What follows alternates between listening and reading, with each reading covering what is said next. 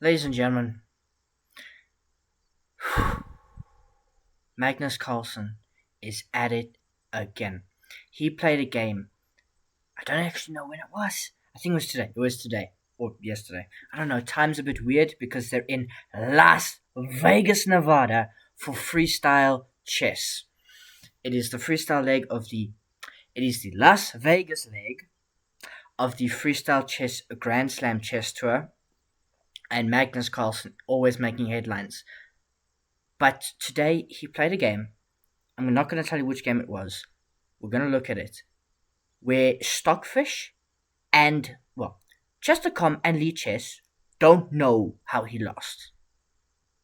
And I'm going to explain to you what I mean by that. But it is incredible. I went through both. We're going to look at the Chess.com version. This means, by extension, Stockfish has no idea how Magnus Carlsen lost. Let's get that right. Stockfish doesn't know how he lost. So, we're going to look at the game. But firstly, we're going to look at a few other things. So, that's not what we wanted. This isn't the view we're meant to have.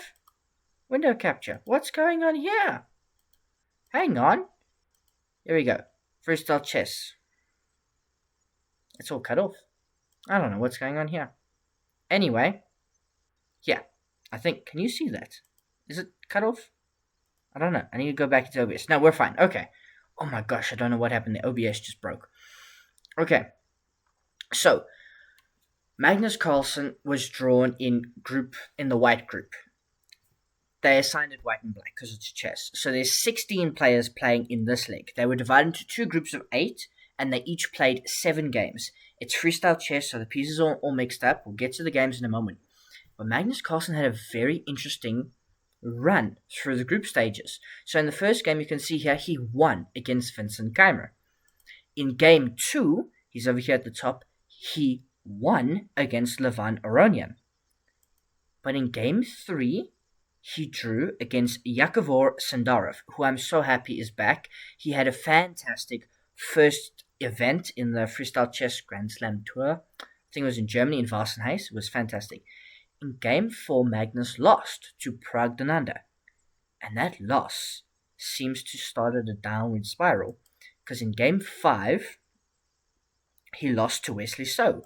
In game 6, he drew with Nordebek Abdusatorov. And in game 7, the final game of the round robin, he won against Bibisara.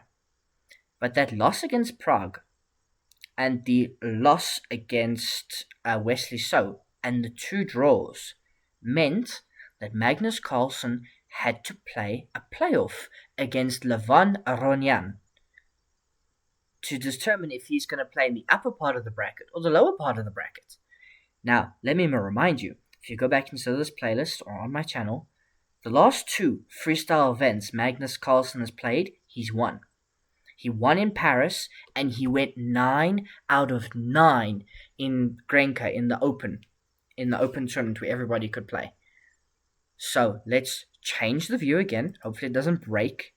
Okay, it's broken slightly, but we're going onto the board. Magnus Carlsen, white pieces against Levon Aronian. And we have c4. Now, normally this would be the English opening, but the pieces are all shuffled. Although the king still miraculously ended up on e1, we've still got a rook and a knight and a bishop all here. So the king side's fine. The queen side got shuffled around a little bit. So we get like a reverse English. e3, knight to f6, and knight to f3. And, the opening was the opening. And this is, I will remind you, this is a playoff. So they were playing, I think, was it 5 minutes? Yeah, this was a blitz game, effectively. A freestyle chess blitz game. So let's see how this goes. You can see Magnus expands on the queen side, and he makes the decision here to trade, and then to play h3, wanting to get taken, and that's what happens. So that he gets the open file, now d6, and d3. And really, it's about how we're going to exploit like the imbalances in this position. So you can see we've got like these bishops staring at each other, both defended. This bishop staring hopefully across the entire board.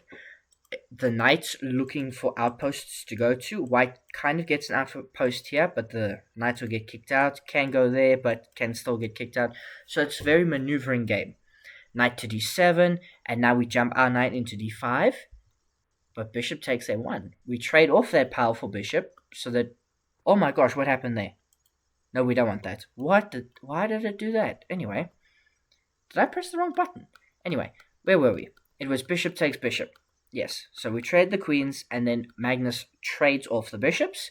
He gets his knight kicked backwards, and now it's going to be about exploiting it. So you can see Levon shuffles his pieces to that side. We bring the rooks, rook to d7, and it's a very maneuvering game up until this point here, where we get d5. And you can see I've put 2 blue arrows on the board. This isn't the engine saying Magnus has got only moves, but these are the only 2 moves he can play. He can play knight to c5, planting his knight on a good square, an outpost square, and attacking the rook, gaining a tempo, and then deciding what to do with the pawn, or he can take. So he can, if we put that on the board, he can take, like knight takes d5, and he can play this kind of position with, like, you know, knight to c5 still, gaining a tempi, or maybe not knight to c5 in this position, sorry. Yeah, what? Knight takes c3, move 22. Okay, knight takes d5, pawn takes d5, and maybe now here... What? No, it wouldn't be pawn takes, you would take with the rook. Sorry. Stockfish is not playing ball today. Maybe that's why I didn't understand what was going on. Anyway, d5.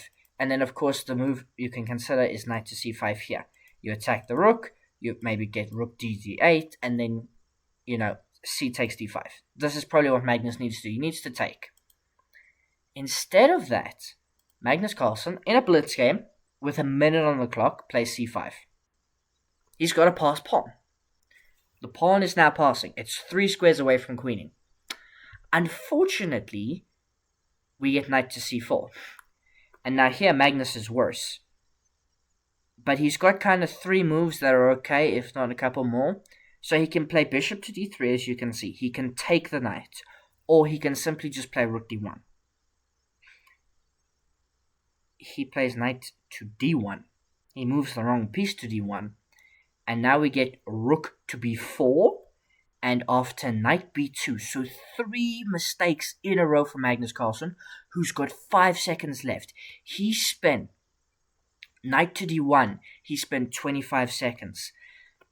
Plus the increment. And then knight to b2, he spends another 20 seconds. Levon Aronian's got 54 seconds, Magnus Carlsen's got 5, and he's made 3 mistakes in a row, and Levon Aronian is better. Levon Aronian is a former top 3, like top 5 player in chess. Like, he is incredible on his day, and when he is in form, he is fantastic. So you do not want to give him this when he seems to be in fairly good form in this tournament. Knight takes b2, rook takes b2, and now just simply knight takes d4. You can't take the knight with your knight because it's pinned. You would lose your rook. So we play bishop to d1. But now the other rook comes in, rook to c7. We kick out the knight. And we play bishop to e2, kicking out the rook. Not kicking out the rook. Sorry. I went blind for some reason. If you've been watching my recaps, it does happen. With squares and stuff. I don't know what's going on. Rook to c3. Knight to e5. a3 kicks out the rook, but rook to a4. Now knight to d4, knight to c4. We take and we trade, but Magnus just goes down a pawn. Levon Aronian, count the pawns, is up 2 pawns. Magnus drops his knight back, and he desperately tries to defend this endgame. He brings his king to the center, and Magnus Carlsen is the endgame king. But he loses another pawn, gets this one back, so it's still a 2-pawn advantage for Levon. But, you know, he infiltrates with the rook. He gets the base of Magnus's pawn chain. So now Magnus's 2 remaining pawns are split and under instant fire. He gets this back with check and gets to h4 and manages to defend it and has built up 20 seconds on the clock to 9 seconds for Levon Aronian. So a bit of a time turnaround, but Levon's better. He's in the driver's seat, king to g7, and he's got a simpler position to play. Look at that. Sacrifice the bishop to get the knight. You go into a rook endgame. Magnus could trade and split the pawns, but it's not good enough. So he plays g5. And the moment I really wanted to highlight in this game comes almost right around here, where f takes g5, h takes g5, rook to e3, king to h2, king to f7, Rook f6. Now king g7 only moves. That's not a blue arrow from me. That's the only winning move for Levon. King to g7, rook e6, rook e4, king h3, rook e1, king g2, rook e3. Here, Stockfish just breaks. Because it says rook e3 and the game's a draw. If you play king to h2. You guys can see the eval bar. It says a draw, right? And I'm looking at Stockfish on the side here. It says move 67. This is move 67. King to h2. Next to it, the evaluation, 0-0-0. Magnus Carlsen plays king to h2. It's a great move. Minus 4.5.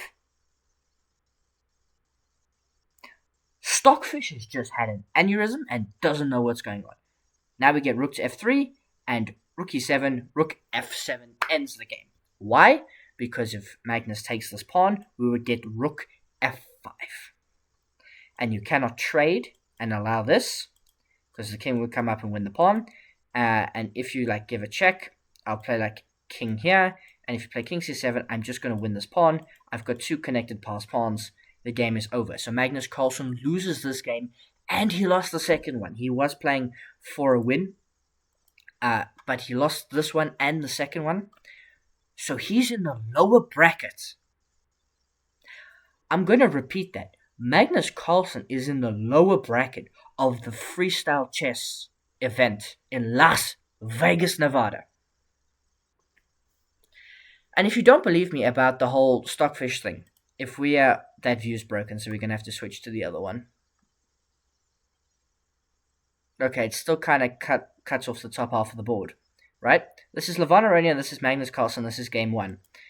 We want move 67, right? Yeah, 67. So we're just going to have to fast forward a fair bit. Yeah, okay. We're going to get to move 67 now. But just look, this whole game, it was a maneuvering game, and then as we highlighted earlier, it was that c5 move from Magnus that was the decisive mistake. He did make 3 in a row. We discussed with rook to d1 and with knight to d1 and knight to b2, and then Levon just swarmed and managed to win 2 pawns. You can see, all the arrows being done by Lichess, and we get through the endgame. And, Magnus tried, and you can see the timestamp. I think, at least for Magnus, you can't see Levon's timestamp. I don't think. I think the top half of the board is cut off. But yeah, we get all the way to this endgame again, where we, get the trade and stuff. And king to h2, check, here. And it's, you see, rook e3 blunder. And the evaluation, I think you can see the eval bar. Yeah, you can. It says draw. It says draw. And you can see the engine. You can't see the engine lines. The top one is king to h2. Now I've highlighted it, so you should see king to h2. King to h2. And the eval bar drops on Lichess and chess.com. Stockfish just doesn't know what's going on. Yes, so Magnus Carlsen drops into the the lower bracket. I will just give you an update. So, overall, in the white group, Pragdananda, Ramesh Babu finished top. Magnus Carlsen finishing only 4 out of 7. Now, 4 out of 7, I would take. It's +1. But it wasn't good enough. 2 losses, 2 draws. And Levon Aronian finishes above him because they played tiebreaks, and Magnus Carlsen did lose. Unfortunately, Bibisara unfortunately finishing bottom, but she was an IM, and she had a rough event. Her only draw coming against number 3, which was Yakuvar Sindarov, who finishes third in the group and advances. Magnus Carlsen, Vincent Keimer, who seemed to have mastered freestyle chess, also finishing in the bottom half, so they are moving to the lower bracket. We're just going to look quickly at the black side of the bracket, the other 8 players in the event. And there it was a little less interesting. Hikaru Nakamura, 6 out of 7, incredible, 2 draws, 5 wins. Hans Niemann is in there, but he will not be playing Magnus Carlsen. So, absolutely incredible. Arjun Erigaisi, Fabiano Caruana, all moving to the top half of the bracket. Linnea Dominguez-Perez, Sam Sevian, Ray Robson, and Vidit Gujarati, who is playing Magnus Carlsen in the lower bracket quarterfinals. we can actually go have a look at that game live, just because you guys are all here, and I hope you're enjoying the video. And I don't know, I might only make a video for the grand final, so we can at least have a look. So we're looking in the lower bracket, knockout lower bracket, in the quarterfinals. Magnus Carlsen won the first game against Vidit Gujarati. Now, these are the classical games. So remember, the round robins and the knockout that we saw Magnus play were all like rapid/blitz games. These are now classical chess games. You can see Magnus Carlsen in the final position there. He defeated Vidit Gujarati in the first round. Wesley So defeats Sam Sevian. It's strange how Wesley So beat Magnus Carlsen. They both ended up in the lower bracket. Lanier, Dominguez, Perez, and Bibisara are still playing their first game. It looks like it's knight versus bishop and a pawn each, so that'll probably end in a draw.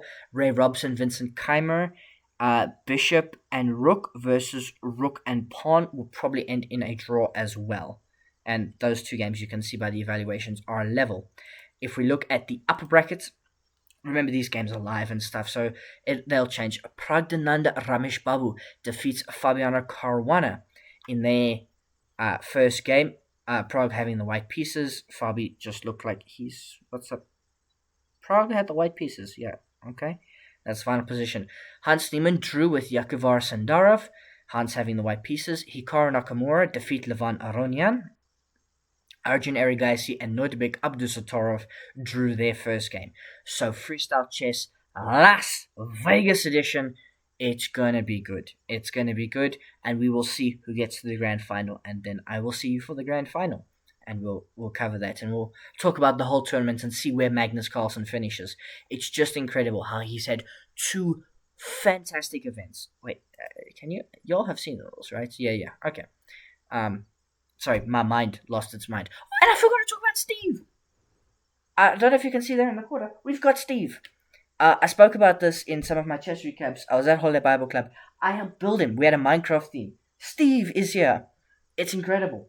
So Steve will now be in the YouTube videos. He's a background character. Awesome. Yes, the flag, the South African flag was up. It also fell down at some point, and I just haven't put it back up. Crazy stuff happening, as always, on Maverick Chess. But hope you have a good day. Magnus Carlsen, Stockfish, Chess.com, Lee Chess, don't know what's going on. Magnus Carlsen, lower bracket. Will he win it? That could be cool. I mean, it's not as many points, but he could still win it. Who's going to win? Who do you think? Will it be Hans Niemann? Will it be Hikaru Nakamura? Who's got baby Hikaru on the way? What do we think, ladies and gentlemen? Let me know in the comments down below.